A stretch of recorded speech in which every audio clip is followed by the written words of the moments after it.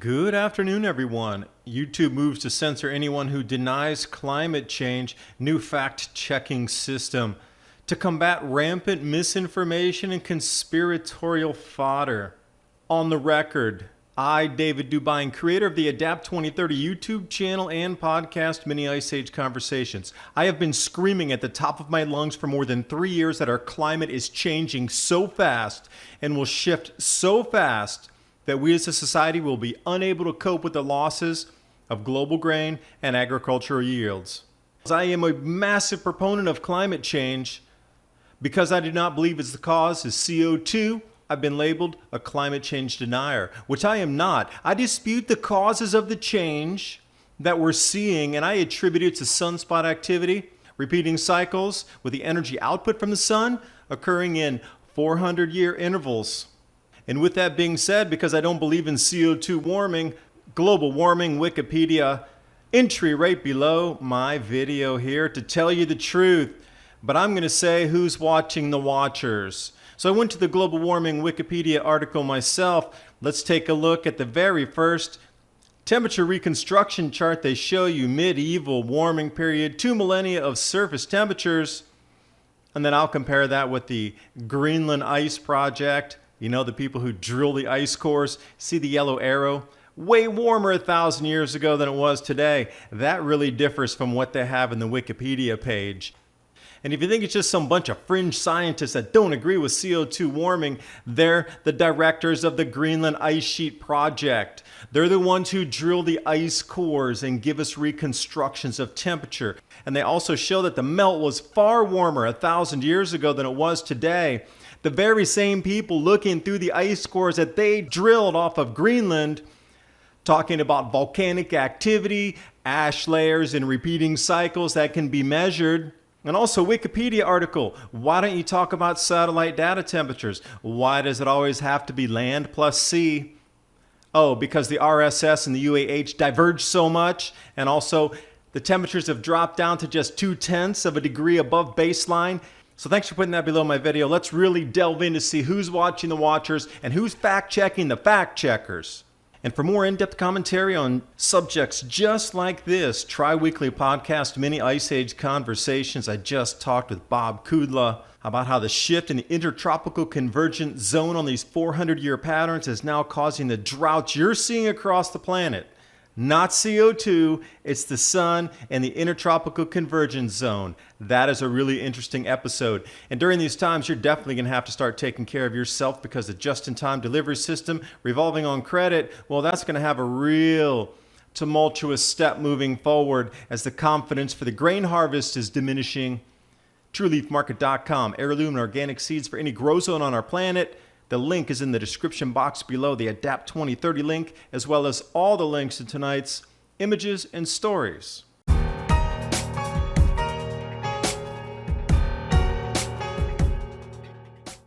if you haven't been watching the news beyond who's being censored throughout YouTube and the social media platforms, I mean, the list is becoming endless at the moment.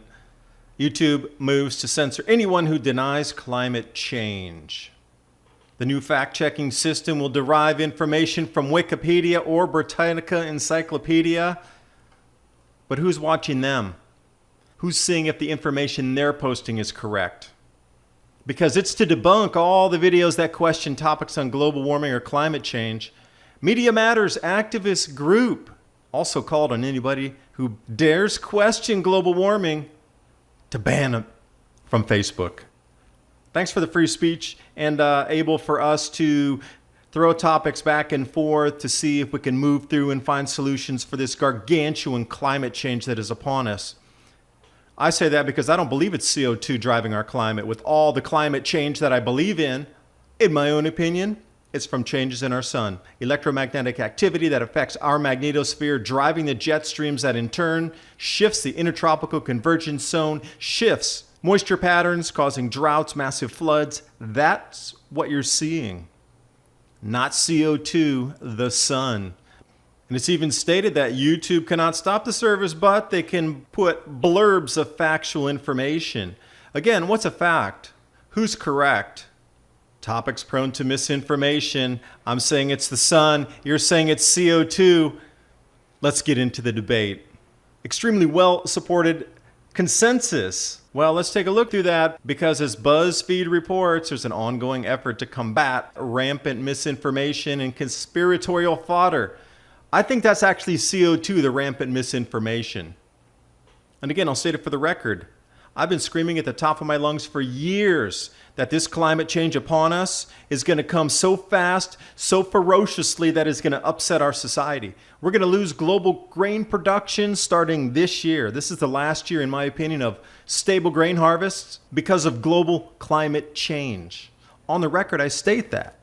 But I don't believe it's from CO2, and then all of a sudden I'm labeled as a climate denier. No. You said climate change denier. Massive climate change going on our planet at the moment that's going to disrupt our societies and send us decades back in our technology, because we're just not going to have enough food for everybody to eat on this planet. I actually support that the climate's changing. I just have a different reason for it. Any of you watching my channel have seen an enormous amount of these global warming Wikipedia entries pop up below my videos. And if you go into the parent entry there, global warming, you're going to come out with an enormous amount of sub-choices there. Global warming controversy, effects on global warming. But you know what? I went through every single one of those, and they just regurgitate the same graphs again and again and again. I encourage you to go look through there, because there's no new information. They just kind of spin it and put the bottom part at the top and the top part in the middle, and then they try to make it look like a new entry, but it's all the same. So let's start with global warming. Wikipedia article, the free encyclopedia. So really, who's watching the watchers? And this is a perfect example of, they're telling you this is the go-to source for info. I'm going to show you something different. Reconstruct a temperature, 2 millennia of mean surface temperatures. Notice that medieval warming period, it says 0 right there. If you draw that line across, it'll show baseline, no above or below temperatures. But on the right side, 2016, it shows us well above that 0 line average. But I'm going to bring you over here. This is off the GISP2 ice core data set. This is the gold standard of proxy reconstruction of what our temperatures were globally by going down over 2 miles in the ice. And here we are at the year 1000, approximately 1,000 years ago. Same time, it was far warmer than today. We are on the right side of the chart where it says 0. Well, it's actually 1950. But we sure haven't risen 2.5 degrees since 1950. No way. That medieval warming period was warmer than today. And this is even peer-reviewed research. Don't know how they missed that. So I wanted to compare these two charts here and show you. The year 1000 in the global warming Wikipedia article, left side, they missed the medieval warming period. They're showing it at baseline, no change from today, compared to what we see with the peer-reviewed research and the GISP data set. That is at least a 1.5C difference. And these are the people we're supposed to go to for the true information on global warming. And you might ask yourself, well, what is the GISP2 project? Well, it started back in July 1993, and what they did is they drilled ice cores in several different locations, because when it snows and then year after year, decade after decade, century, millennia after millennia, those layers are compressed and then they're locked in the ice. Volcanic ash, CO2 concentrations, beryllium-10, oxygen-18. And when they drill through, they can get a very good record of what the temperatures were and how our climate fluctuates. So it's not just some fringe band of scientists out there that are going, oh, we don't agree with global warming. It's the people who drilled these cores and analyzed them for the data that the IPCC uses to prove global warming.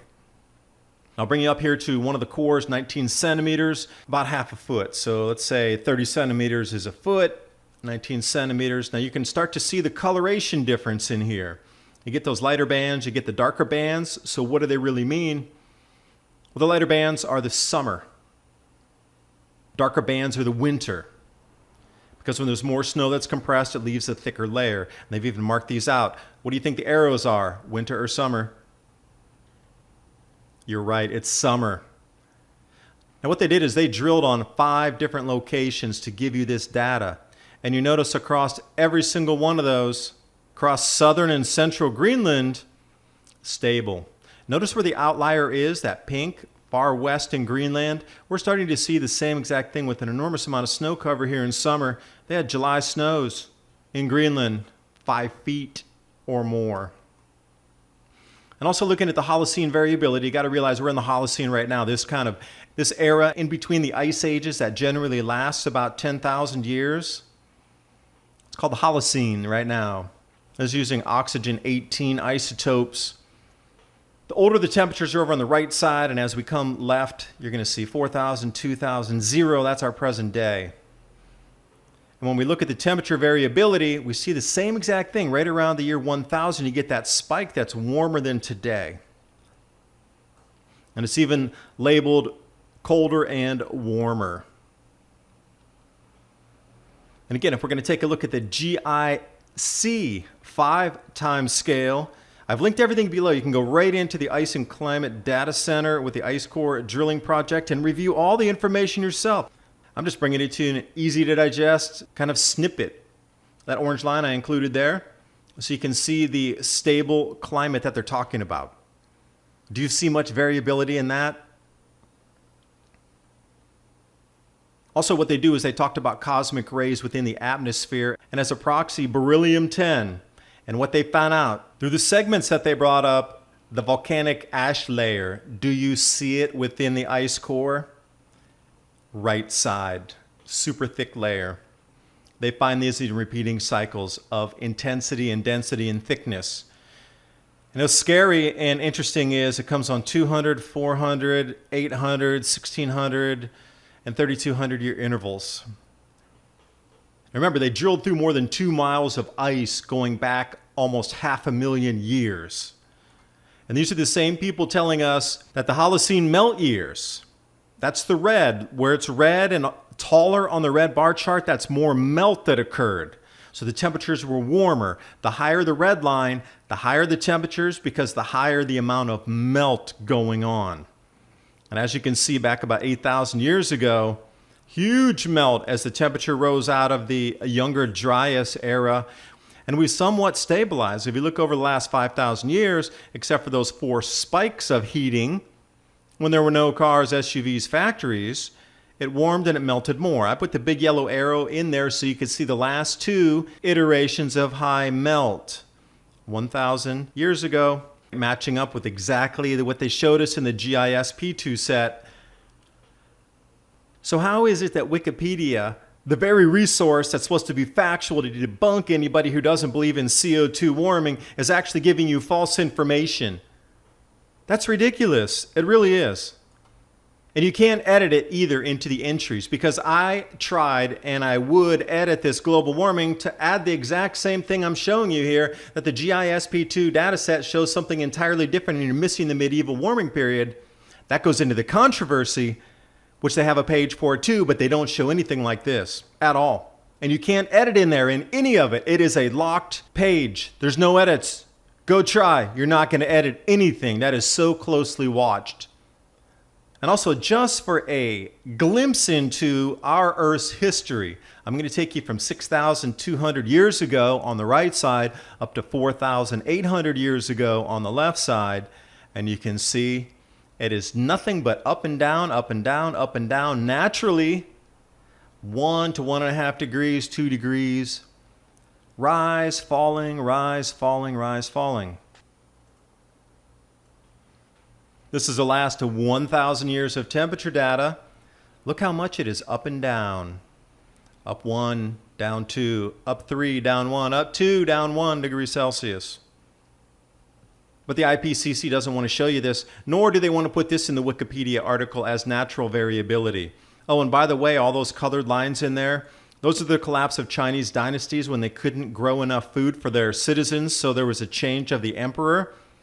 Notice we're all, when they drop in temperature, which is, I am saying, is coming right now, along with so many others, that our crops are in jeopardy. Our climate is changing so ferociously and so quickly.